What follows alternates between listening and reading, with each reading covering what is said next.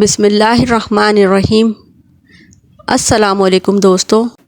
روایات میں آتا ہے کہ ایک اور سفر کے دوران حضور صلی اللہ علیہ وآلہ وسلم چند دوستوں کی معیت میں تھے۔ انہوں نے صحرا میں ملنے والے ایک گڈریے سے بھیڑ خریدی۔ حضور صلی اللہ علیہ وآلہ وسلم کے ایک رفیق سفر نے کہا، میں بھیڑ کو ذبح کرتا ہوں تو میں اس کی کھال اتار لوں گا۔ دوسرے صحابی نے ذمہ داری لی، تیسرے صحابی نے اسے پکانے اور تیار کرنے کی ذمہ داری لے لی۔ ہر ایک نے کچھ نہ کچھ کام اپنے ذمہ لے لیا تو رسول اللہ صلی اللہ علیہ وآلہ وسلم نے کہا، میں جا کر کچھ لکڑیاں اکٹھی کر لاتا ہوں۔ تمام صحابہ رضوان اللہ اجمعین جو موجود تھے کہا، یا رسول اللہ صلی اللہ علیہ وآلہ وسلم، یہ کام بھی ہم سب کیے لیتے ہیں، مگر رسول پاک صلی اللہ علیہ وآلہ وسلم نے فرمایا، میں لکڑیاں ضرور لاؤں گا۔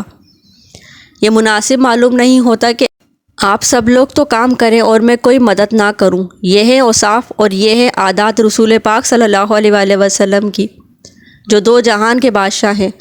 آپ صلی اللہ علیہ وآلہ وسلم کی عادات میں یہ بھی شامل ہے کہ رسول اللہ صلی اللہ علیہ وآلہ وسلم صحابہ کرام رضوان اللہ اجمعین سے مذاق بھی فرمایا کرتے تھے اور صحابہ کرام اس سے لطف اندوز ہوتے تھے۔ حضور صلی اللہ علیہ وآلہ وسلم کا ایک سادہ صحابی تھا جو زیادہ سنگن نہیں رکھتا تھا۔ ایک دن رسول اللہ صلی اللہ علیہ وآلہ وسلم نے اسے مدینے کے بازار میں جاتے دیکھا۔ حضور صلی اللہ علیہ وآلہ وسلم دبے پاؤں پیچھے سے اس کے پاس گئے، اسے اپنے بازو میں جکڑ لیا اور بولے، کیا کوئی یہ غلام خریدنا چاہتا ہے؟ صحابی نے گردن موڑ کر دیکھا کہ اسے کس نے بازوؤں میں لے رکھا ہے۔ حضور صلی اللہ علیہ وآلہ وسلم کو دیکھ کر اس کی خوشی کا ٹھکانہ نہ رہا۔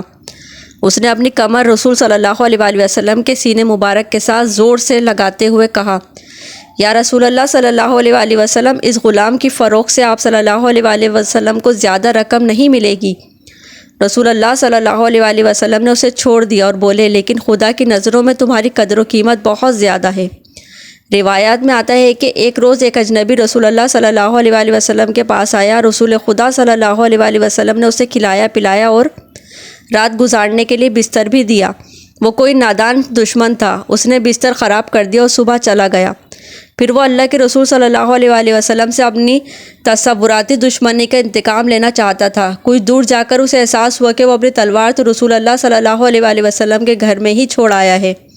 چونکہ وہ واپس آیا، اس نے دیکھا کہ رسول اللہ صلی اللہ علیہ وآلہ وسلم اس کے گندے کیے ہوئے بستر کو اپنے دست مبارک سے دھو رہے ہیں۔ جب رسول اللہ صلی اللہ علیہ وآلہ وسلم نے مہمان کو دیکھا تو انہوں نے اس کی تلوار اٹھا کر اس کے حوالے کر دی، اجنبی کو ملامت تک نہ کی۔ اکھڑ بدو پر حضور صلی اللہ علیہ وآلہ وسلم کے اس عمل کا اخلاق کا اتنا اثر ہوا کہ اس نے حضور صلی اللہ علیہ وآلہ وسلم سے معافی طلب کی اور کلمہ پڑھ کر مسلمان ہو گیا۔ اسی طرح کی ایک اور روایت ہے کہ ایک روز مسجد میں رسول اللہ صلی اللہ علیہ وآلہ وسلم نے ایک شخص کو دیکھا جس کی داڑھی الجھی ہوئی تھی اور سر کے بالوں میں کنگھی تک نہیں کی گئی تھی۔ رسول اللہ صلی اللہ علیہ وآلہ وسلم نے اسے مسجد سے باہر جا کر منہ دھونے اور بالوں میں کنگھی کرنے کو کہا۔ جلد ہی وہ حجام کی دکان سے واپس آیا تو رسول اللہ صلی اللہ علیہ وآلہ وسلم نے کہا، کسی خوفناک شیطان کی مانند نظر آنے سے کیا یہ بہتر نہیں ہے؟ ایک اور موقع پر رسول اللہ صلی اللہ علیہ وآلہ وسلم نے ایک مسلمان کو نہایت خستہ حالت میں دیکھا۔ اس کے کپڑے پھٹے ہوئے تھے اور بدن پر جھول رہے تھے۔ جب رسول اللہ صلی اللہ علیہ وآلہ وسلم نے اس سے ایسی حالت کا سبب پوچھا تو اس نے بتایا، یا رسول اللہ صلی اللہ علیہ وآلہ وسلم، میں کوئی غریب شخص نہیں، اللہ نے مجھے کافی دولت دی ہے، مگر میں سب کچھ اللہ کی راہ میں لٹا دیتا ہوں، خود جھوٹے موٹے پر اکتفا کرتا ہوں۔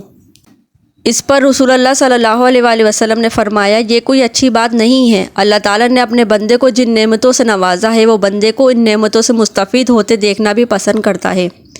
آپ صلی اللہ علیہ وآلہ وسلم کی عادات میں مذاق بھی شامل تھا اور آپ صلی اللہ علیہ وآلہ وسلم کی عادات میں پیار، محبت اور شفقت بھی شامل ہے۔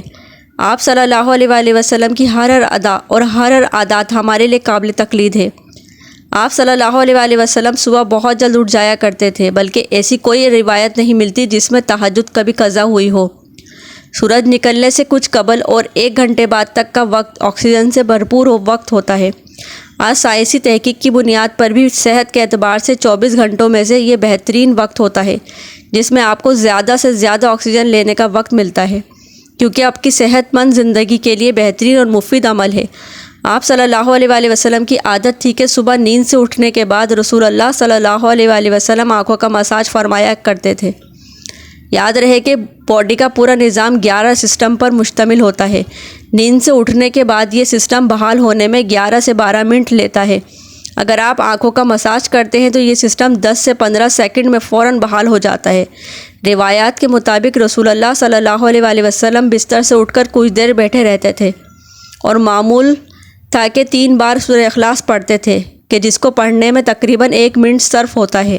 آج کل میڈیکل سائنس بتاتی ہے کہ ہمارے دماغ میں ایک رگ ہے کہ جس کے ایک حصے سے دوسرے حصے تک کے لیے بلڈ کے لیے ایک پل بنتا ہے۔ اس طرح اس پل کے ذریعے سے ہی ہمارے پورے دماغ کو بلڈ کی سپلائی بحال ہوتی ہے کہ جہاں سے ہمارے تمام تر اعصاب یعنی پورے جسم کو کنٹرول ہونا ہوتا ہے۔ اگر کوئی شخص صبح بیدار ہونے پر اچانک اٹھ کر چل دے جبکہ ابھی تک دماغ میں بلڈ کی سپلائی بحال نہیں ہوئی تو اس شخص کو یہاں برین ہیمریج ہو سکتا ہے یا وہ دماغ کے کئی دوسرے مسائل کا شکار ہو سکتا ہے کہ جن میں اچانک جسم کے کئی حصوں کا مفلوج ہونا فالج بھی شامل ہے، جبکہ وہ صرف ایک منٹ بیٹھا رہے کہ اس کے دماغ میں خون کی گردش بحال ہو سکے تو بہت سے پیچیدہ مسائل سے بچ سکتا ہے۔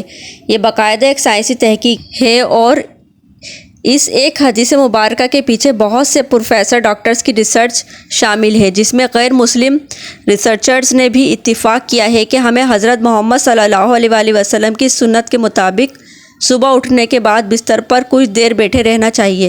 اس کا بے حد فائدہ ہے، جیسا کہ آپ کو پہلے بھی بتایا جا چکا ہے۔ اس سنت مبارکہ پر جہاں بہت بڑا اجر و ثواب ہے وہاں پر صحت کا بہت بڑا راز بھی ہے۔ آپ صلی اللہ علیہ وآلہ وسلم کی ایک عادت مبارکہ یہ بھی تھی کہ دوپہر کے کھانے کے بعد 1 گھنٹے کے لیے یعنی 20 سے 25 منٹ کے لیے آپ صلی اللہ علیہ وآلہ وسلم لیٹ جایا کرتے تھے۔ اس کا فائدہ یہ ہے کہ تقریباً 68% افراد میں جب وہ لنچ کرتے ہیں تو ان کا معدہ تھوڑی مقدار میں الکحل پیدا کرتا ہے۔ ایسے میں اگر انسان چل پھر رہا ہو تو وہ چکرا کر گر سکتا ہے یا اس پر خمار کسی کیفیت طاری ہو سکتی ہے۔ یہی سبب ہے کہ آپ لنچ کے بعد خود کو تھوڑا سا بوجھل محسوس کرتے ہیں۔ اگر ہم کچھ دیر لیٹ جائیں تو الکحل سے پیدا ہونے والے خمار کا ذہن پر زیادہ دباؤ نہیں آئے گا اور وہ جسم کے حصوں کے لیے زیادہ فعال رہے گا اور ہم کسی بھی طرح کے حادثے سے بچ سکیں گے۔ اس کے علاوہ بھی اس سنت مبارکہ پر عمل نہ کرنے کی صورت میں بہت سے صحت کے مسائل کا خدشہ رہتا ہے۔ چونکہ یہ بات آج تحقیقات سے ثابت شدہ ہے، اس لیے دنیا بھر کے ممالک میں بیشتر 1 سے 2 یا 3 بجے تک کا دوپہر کا وقفہ کیا جاتا ہے تاکہ لوگ لنچ کے بعد کچھ قیلولہ کر سکیں۔ آج پورا یورپ رسول اللہ صلی اللہ علیہ وآلہ وسلم کی سنت کو عملاً اپنائے ہوئے ہے اور پورے یورپ میں دوپہر 1 سے 3 بجے تک کا وقفہ ہوتا ہے۔ آپ صلی اللہ علیہ وآلہ وسلم کی عادت میں پیر اور جمعرات کے روزے بھی شامل تھے اور آپ صلی اللہ علیہ وآلہ وسلم نے ہمیں ان کو رکھنے کی ترغیب بھی دلائی، یعنی ہفتے میں 2 روزے۔ حضرت محمد صلی اللہ علیہ وآلہ وسلم کا قول مبارک ہے، مسلمان 1 آنت میں کھانا کھاتا ہے جبکہ کافر 3 آنت میں کھانا کھاتے ہیں۔ نصیحت فرمائی کہ جب خوب بھوک لگے تو کھانا کھاؤ اور بھوک باقی ہو تو چھوڑ دو۔ یہ عمل آج کل جدید میڈیکل کی زبان میں ایٹروفیجیا کہا جاتا ہے۔ یہ انسانی جسم کو صحت مند رکھنے کا بہت عظیم راز ہے۔